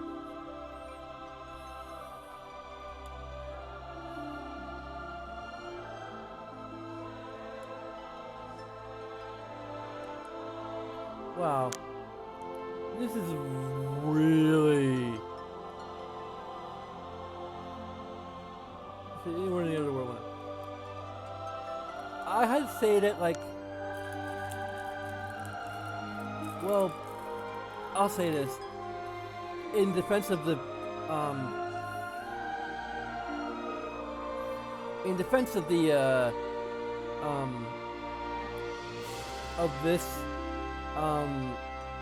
the remake, whoever was doing the mod, I don't know how much access they would have to the scripts that like call particular musical cues, you know, indicate which music plays where. So it was literally just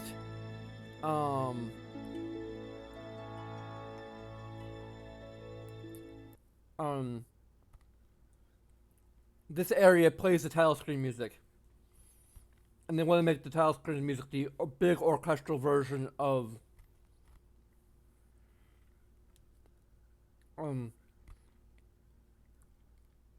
the FF6 theme. Then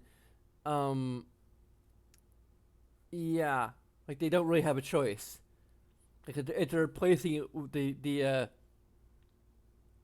FF6 theme with the orchestral version that they're using for the title screen, then they can only... Yeah.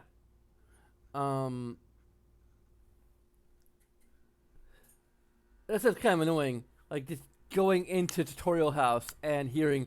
Oh, like, okay, like, it's cool for the title screen, but for, like, a random in-game Tutorial House...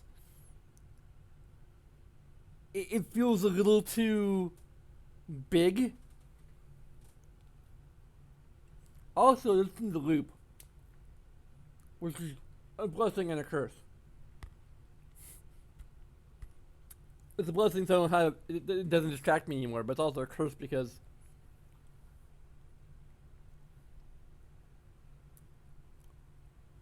because it's silence and I.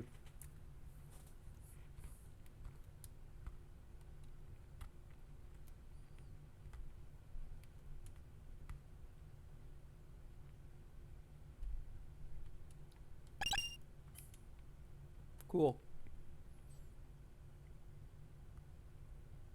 Bring user speak enter. If you want to go back, use backspace. Press escape to open menu. Or if you're using gamepad, it doesn't, we didn't program it too.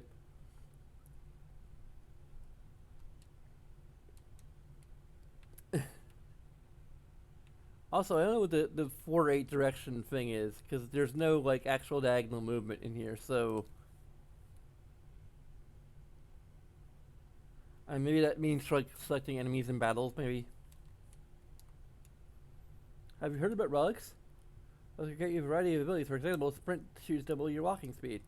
That lets you hold a weapon with both hands to increase damage. Ice code makes your shield others in combat. Dragoon boots allow you to perform jump attacks. Versus the clipped up to 2 relics at the same time. Potions may taste funny, but they also heal injury. If you're hurt, drink one to restore some HP. Staying it in will completely heal your entire party. Monster in the box. Oh.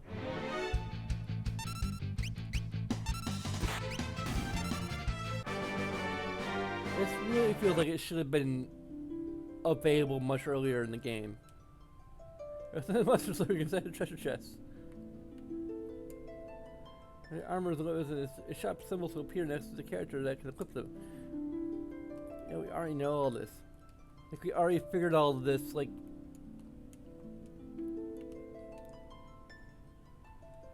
We teach you how to rotate, let them move forward. Each go by pressing left to right. Downward pointing arrow appears over chocobo when it stops. You can dismount by pressing back. Like, wow. Wow. Like, they're just telling us things we already know. Things that would have been useful to know, like, if this were available to us near the start of the game. Maybe it was, maybe I just missed it, but yeah. To my knowledge, I wasn't able to. Oh, now it's repeating again. Probably because we went from one room to another. Going on music doesn't feel appropriate.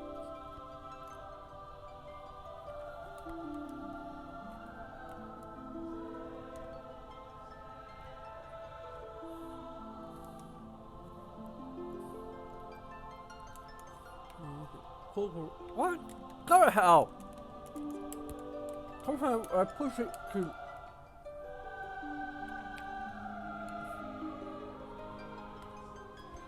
Remove the weight and config menu. You can take all the time you want from such spells or items spell without having to worry about moving the trap.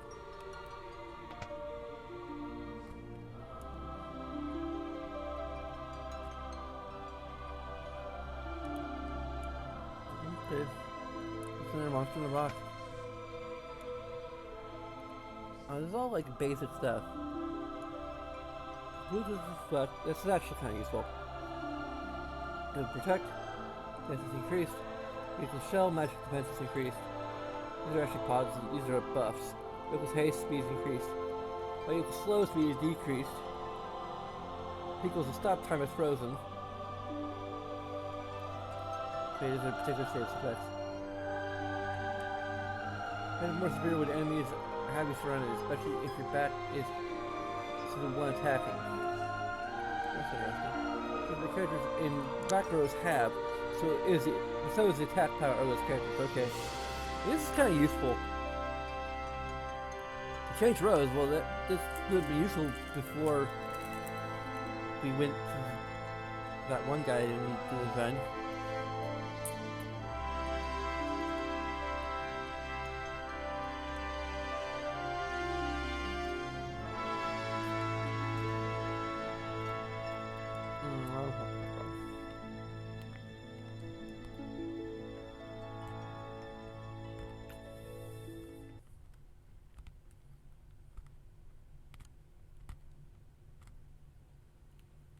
Defend command halves the damage received. The command stays in effect until another command is entered.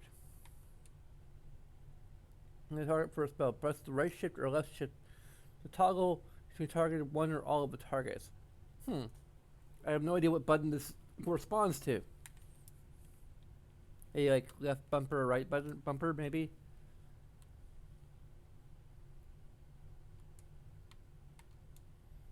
Well, to enter battle commands for a character once its window rises to a certain height. Yeah.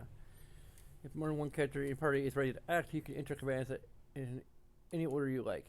You can also set battle window notification to tab left and tab right via the config menu.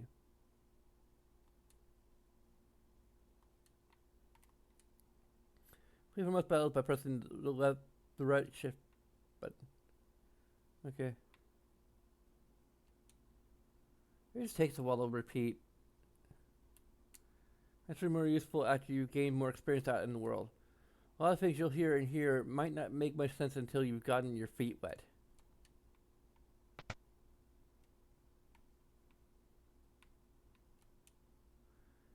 It says creates illusory images of a character, making it difficult for enemies to hit the character.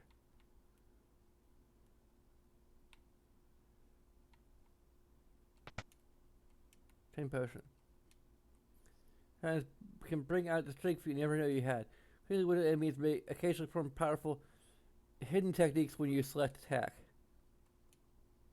Shared techniques are unleashed only after the power for the technique in question builds up. You can select actions for other characters while power builds up. Something to note about the reflect spell. Reflect and block spells that have already been reflected once. You use this to your advantage. Cast reflect on an ally, then cast attack spells on the same person to bounce them at an enemy. Get it? Explain a few of the specialized battle commands. Runic absorbs magic and turns it into MP. Runic remains active until a spell is absorbed or another battle command is given. Trance boosts attack and magic. The duration increases as more battles are fought. Dance and Rage. Most likely these commands are used continuously until the end of the battle. Feel about specialized battle. Okay, yes, I already talked to this guy. Okay.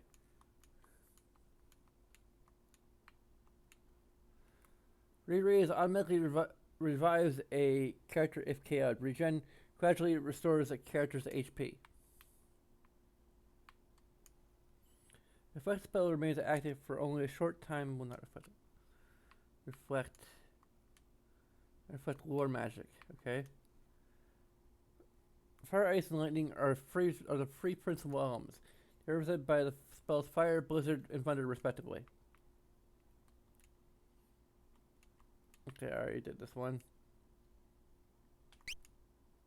Invisibility. Special attack will miss you. Spells will always strike true.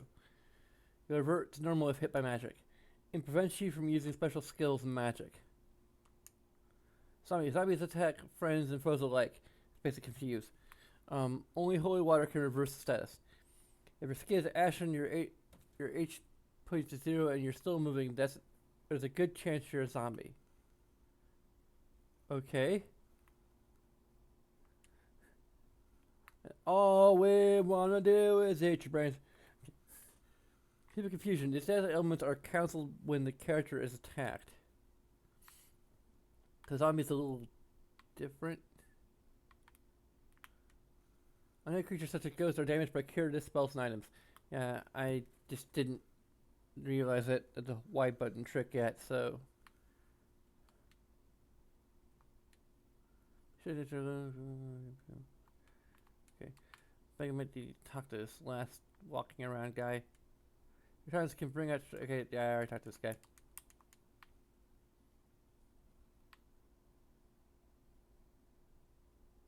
That's probably the other reason why it's not a good idea to have the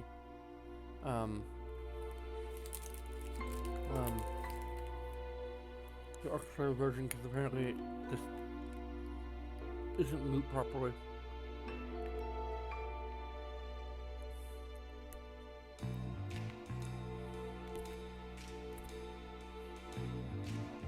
You're an Imperial officer from before.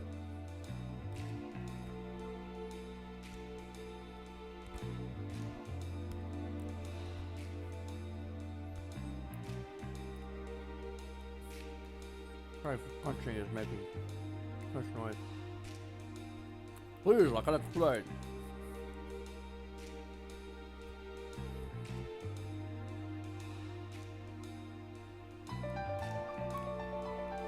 Get out of here now, you'll regret it.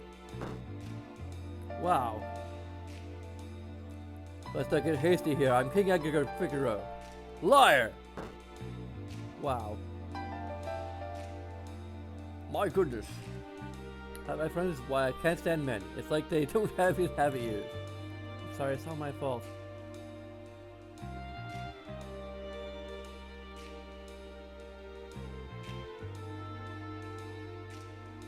Okay. Now what do we do? Find passage to the home of the old man who helped you, Kubo. Okay. And we get attacked immediately.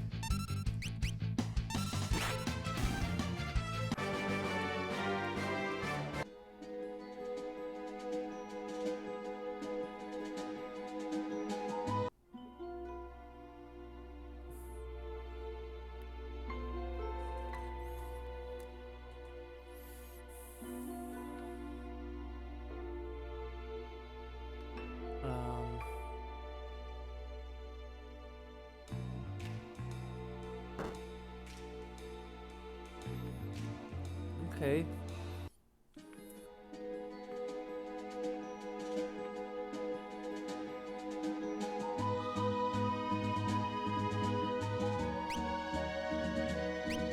Yeah.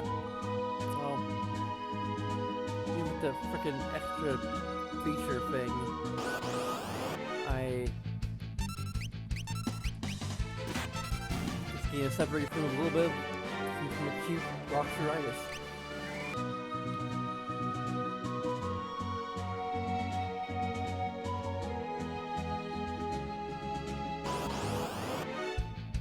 Really, should be able to skip if I said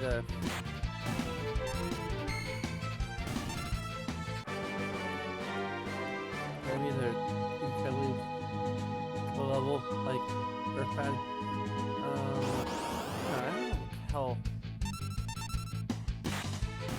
This is automatic. I'm not touching anything.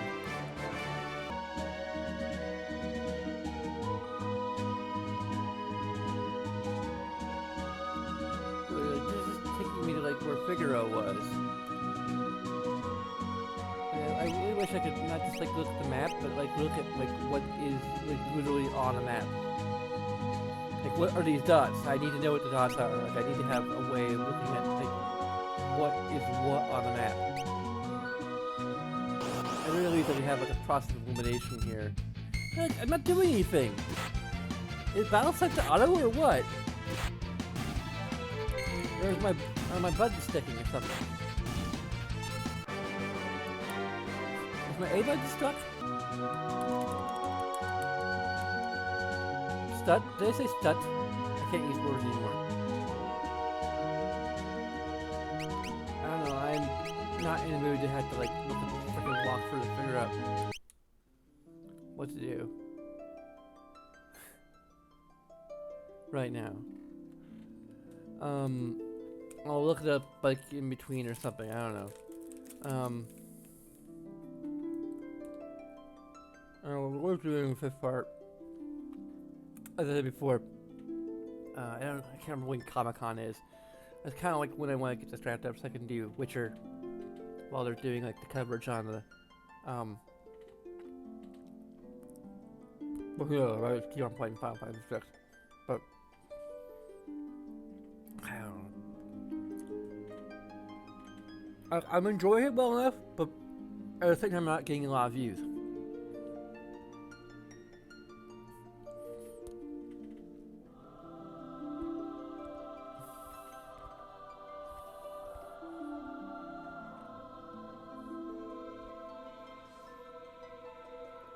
I'm not quite enjoying it to an extent where like I'm not quite enjoying it yet to the extent where like it feels like it doesn't matter how many views I get.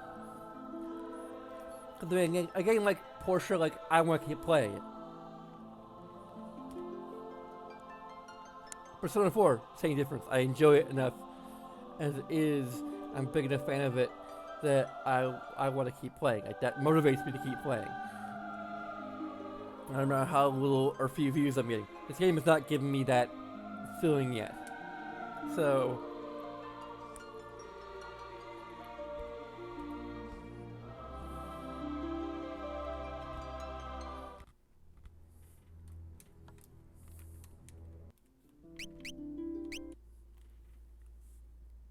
it will eventually, but right now it hasn't. But anyway, thanks to Aaron McMahon, the founder of the feast. Thank you, Aaron. Or you too can become patrons for as little as $1 per month. So please consider it. Much appreciated. But of course, there's also just a bunch of things that you do. Just take a few seconds of your time. So please consider those as well. But in any case, thanks for watching. Until next time, sayonara.